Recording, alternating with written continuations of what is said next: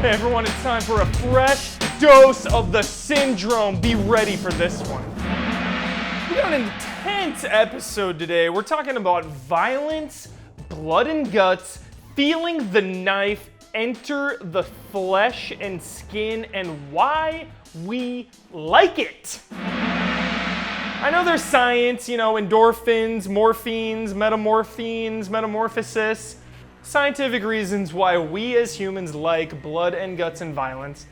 But after playing Manhunt recently, I was thinking to myself, why do I like this? Really, what is going on in my head right now? I got a family, please! Oh! So Manhunt is a game from Rockstar, and it was banned in multiple countries. I think it still is banned in some countries overseas.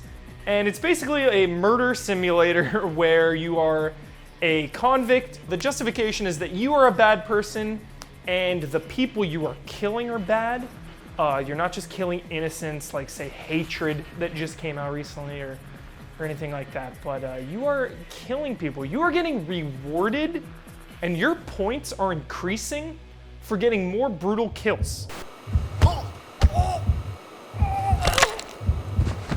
You sneak up on a guy and typical Metal Gear style, you can just choke him out, be done with it. Manhunt asks you to wait. It asks you to stalk your prey from the shadows like a serial killer and hold that attack down for a more gruesome kill, for more points. It's color-coded. It's like green, yellow, red for sadistic, vicious kill. Take him!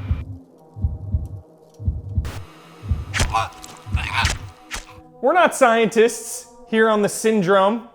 I can't explain my syndrome. I'm not gonna be able to explain why I like Manhunt, but it is actually a good stealth game.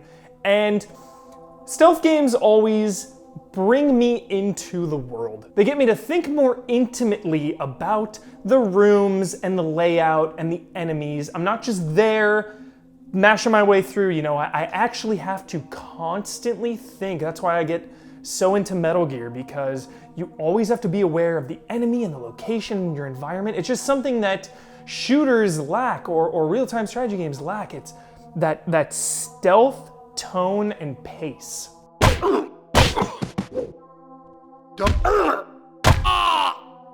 So Manhunt, it's pretty crazy. You kill a lot of people and it's a jolly good time.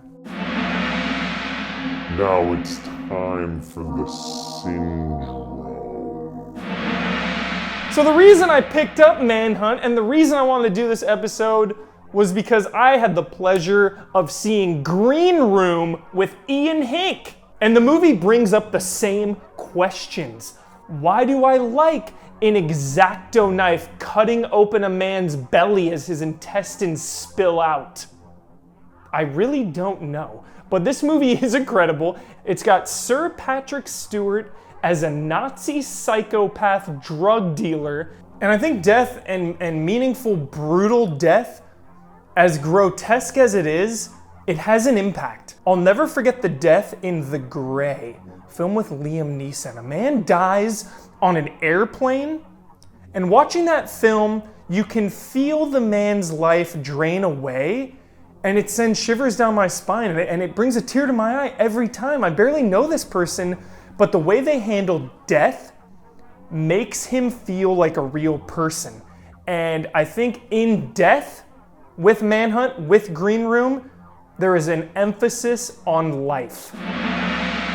So that's it for the episode. We found out, we got there. In meaningful death, there is life. Tweet at Michael P. Huber or post in the comments on Patreon or YouTube your thoughts on Manhunt, murder in video games and film, graphic violence, blood and guts, and Green Room if you see it. Hell of a movie. Thanks for watching.